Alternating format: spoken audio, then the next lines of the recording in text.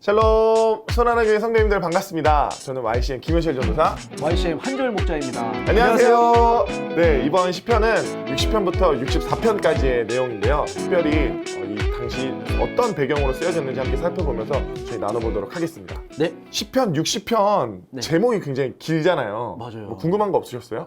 저도 이거 제목을 보는데 다윗이 교훈하기 위해서 지은 시 믹담이라고 나오는데 믹담은 뭔가요? 네, 믹담은 돌의 색이다라는 뜻인데요. 유래를 찾아보면 다윗이 도피 가운데 있었잖아요. 그렇죠. 그 도피 중에 동굴 벽에 뾰족한 철 끝으로 자신의 심정을 고백했다는 뜻입니다. 아, 그렇구나. 네. 그러면 수산의 돈에 맞춘 노래 이거는 뭔가요? 네, 수산은 백합화라는 의미고요. 그리고 에돗은 증거라는 뜻으로 수산에돗은 백합화의 증거라는 음악의 한 장르라고 학자들은 추측하고 있습니다. 아, 그렇구나. 그러면 이어서 제목을 보면 다윗이 아람 나라하임과 아람 소바와 싸우는 중에 요압이 돌아와 에돔을 소금골짜기에서 쳐서 12,000명은 죽인 때에 이렇게 기록되어 있더라고요. 네, 이 배경을 알고 묵상하시면 좀 더 도움이 될 것 같은데요. 시편 60편은 사무엘하 8장을 배경으로 하고 있습니다. 특별히 동시다발적인 전쟁 가운데 있었던 다윗은 그때 군대 장관 요압이 귀환하여서 소금골짜기에서 적군을 물리친 그 배경을 갖고 있어요. 아, 그냥 하나의 전쟁이 아니라 여러 전쟁, 동시다발적인 곳에서 전쟁을 하고 있던 상황이네요. 네, 맞습니다. 여기서 다윗의 모습이 인상 깊은 장면인데요. 우리 6절 말씀 조일 목사님 한번 읽어주시겠어요? 네. 하나님이 그의 거룩하심으로 말씀하시되 내가 뛰놀리라 내가 세겜을 나누며 숫꽃 골짜기를 측량하리라. 네, 이 6절 말씀을 세 번역으로 보면 하나님께서 성소에서 이렇게 말씀하셨습니다. 내가 크게 기뻐하면서 뛰어놀겠다. 내가 세겜을 나누고 숫꽃 골짜기로 측량하겠다.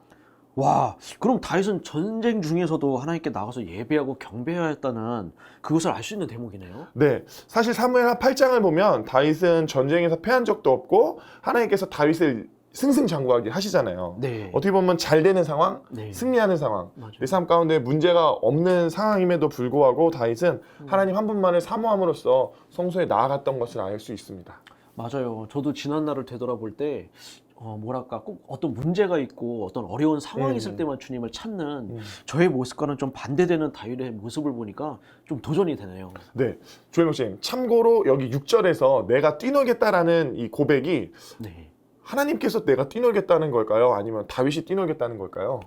다윗이 믿음으로 선포하는 것 같아요. 네, 맞습니다. 여기서 6절에 뛰놀겠다는 하나님께서 뛰놀다는 건 아니고요. 네. 다윗의 고백입니다. 네. 네, 시편 61편부터 64편은 환란의 때에 하나님을 신뢰하는 공통된 주제를 갖고 있어요. 아, 그렇구나. 그러면 61편의 배경은 뭘까요? 네, 다윗은 아들 압살롬의 반역을 피해서 유대 광야의 바위 틈과 험한 바위산 틈에 고지대에서 숨는 다윗인데 주님 나의 반석이십니다 라고 고백하는 상황이죠. 아, 그렇구나. 아, 그래서 4절에 내가 영원히 주의 장막에 머물며 내가 주의 날개 아래로 피하리이다. 다윗은 하나님의 보호하심을 단순히 요청하는 게 아니라 하나님과 함께 살고자 하는 그런 갈망이 느껴져요. 네네, 맞습니다. 저희 공동체가 올해 함께 기도하며 또 선포하고 있는 하나님 중심의 삶, 성전 중심의 삶, 이거와 비슷한 고백을 지금 다윗이 하고 있는 거예요. 아멘. 그러면 62편에 여두둔의 법칙에 따라 부르는 노래라고 나오는데요. 여두둔이 뭐예요? 네, 여두둔은 사람 이름입니다. 아, 네, 역대상 16장 41절 말씀 한번 읽어주시겠어요? 네.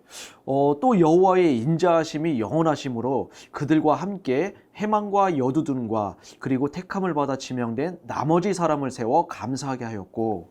네, 하나님께 제사를 드릴 때 찬양을 했던 선창 있었던 사람으로서 해만과 여두둔 이렇게 학자들은 추측하고 있습니다. 아, 그렇구나. 그러면 이번 배경은 61편과 좀 비슷한 상황인 것 같아요? 네, 맞습니다. 아들 압살롬으로부터 울며 쫓기는 상황인데요. 특별히 시편 62편은 하나님만 바랄 때, 잠잠히 하나님만 바랄 때 두 가지 은혜가 있음을 볼 수 있습니다. 첫 번째는 1절 말씀의 구원이고요. 그 다음에 두 번째는 5절 말씀의 소망입니다. 아, 그렇구나.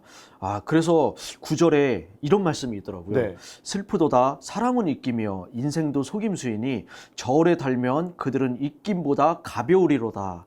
이 구절을 새벽언역으로 보니까 좀 더 확 와닿더라고요. 네, 네. 신분이 낮은 사람도 입김에 지나지 아니하고 신분이 높은 사람도 속이숨에 지나지 아니하니 그들은 모두 다 저울에 올려놓아도 입김보다 가볍다. 네. 하나님이 없는 인간은 그냥 단지 입김에 불과하다는 것을 알 수 있는 대목인 것 같아요. 맞아요. 네. 이어서 11절과 12절 말씀도 개역개정보다 세 번역으로 보면 좀 더 확 마음에 와닿는데요. 네. 11절 말씀, 하나님께서 한 가지를 말씀하셨을 때 나는 두 가지를 배웠다. 권세는 하나님의 것이요 한결같은 사랑도 주님의 것이라는 사실을 주님께서는 각 사람에게 그가 행한 대로 갚아주십니다. 아멘. 확실히 세 번역으로 보니까 정말 새롭게 다가오네요. 네네. 이해하기도 쉽고요. 네네. 그래서 시편을 묵상할 때도 다른 번역본을 같이 보면서 묵상해야 될 것 같아요. 네, 조일 목사님, 네. 시편 63편 네. 제목이 유다 광야에 있을 때라고 하는데요. 네. 과연 이 배경이 사울이 추격하는 장면일까요? 아니면 압살롬이 배반 후에 다윗을 쫓는 장면일까요? 어느 배경일 것 같으세요? 저는 압살롬 배후에 쫓겨서 그렇게 나오는 시편인 것 같아요. 맞아요. 사무엘하 15장부터 19장의 말씀을 보면 좀 더 자세하게 알 수 있는데요. 부친에게 홀대를 당한다고 느꼈던 압살롬. 결국 다윗과 소원해진 압살롬은 백성들의 불만을 쉽게 접할 수 있도록 길가에 앉아서 이제 백성들의 마음을 사는데 4년의 시간을 보냅니다. 많은 백성이 이제 지지를 얻었다고 생각하자 압살롬은 헤브론 근방 성에서 다윗 왕을 대적할 태세를 갖춰요. 네. 근데 압살롬이 예루살렘으로 쳐들어오자 다윗은 한밤에 눈물을 흘리면서 이제 다윗 성을 떠나게 되는데요. 그렇게 해서 바로 그때 다윗은 요단강을 건너 압살롬이 맹렬하게 추격해오는 가운데 유대 광야의 사막지대에 은신했었던 배경이에요. 진짜 쉽지 않은 상황이네요. 네네. 네. 그러면 6절에 내가 나의 침상에서 주를 기억하며 새벽에 주의 말씀을 작은 소리로 읊조릴 때 하오리니 다윗의 고백을 통해서 하나님의 향한 그 갈망이 더욱 느껴져요. 네, 맞습니다. 다윗은 밤중에도 하나님을 생각하고 한밤중에 깰 때에도 가장 먼저 떠오른 분은 누구실까요? 바로 하나님. 네, 하나님이십니다. 네, 우리 마지막 시편 64편은 압살롬 또는 사울 원수들에 의해서 쫓겨다닐 때 고백하는 시예요. 나란 주어가 한 1, 2절에만 나오고 나머지는 다 3인칭 시점으로 되어 있어요. 네, 이 시편은 다윗이 개인적인 환난을 서술하기도 하지만 환난에 빠졌을 때 하나님이 도우셔서 구원을 주신다는 일반적인 교훈시와도 같습니다. 네. 9절에 모든 사람이 두려워하여 하나님의 일을 선포하며 그의 행하심을 깊이 생각하리로다. 여호와 하나님의 반격이 느껴나는 장면인 것 같아요. 네, 악인들이 활을 쏘니 하나님도 악인들에게 화살을 쏘시는 것처럼 네. 악행을 보고 참지 않으시는 하나님이십니다. 아멘. 이런 일은 반드시 널리 알려져야 한다는 믿음으로 다윗은 이 시편 64편에 선포하고 있는 거죠. 그렇구나. 네. 네. 다윗이 환난 가운데도 주님을 향한 한결같은 태도와 그 중심이 정말 저에게는 도전이 되는 것 같아요. 네. 그리고 시편을 묵상할수록 다윗이 이렇게까지 어려운 가운데 하나님께 사랑을 고백할 수 있도록 해주시는 주님의 그 에세대 사랑도 많이 느껴지는 것 같아요. 네, 이번 연휴 기간 동안 저희 시편 말씀 묵상하실 때 하나님 앞에 잠잠히 나아가는 시간이 있으시기를 축복합니다. 아멘. 하나님에 대한 온전한 신뢰와 확신을 고백했던 다윗처럼 동일하게 우리 사랑하는 성도님들의 삶 가운데서도 하나님의 능력과 이 사랑과 이 확신이 굳건히 뿌리내리기는 이번 연휴가 되기를 축복하고요. 더 나아가서 올 한 해 우리 몸된 공동체가 영적인 재편을 이루는 공동체가 되기를 소망합니다. 아멘. 축복합니다.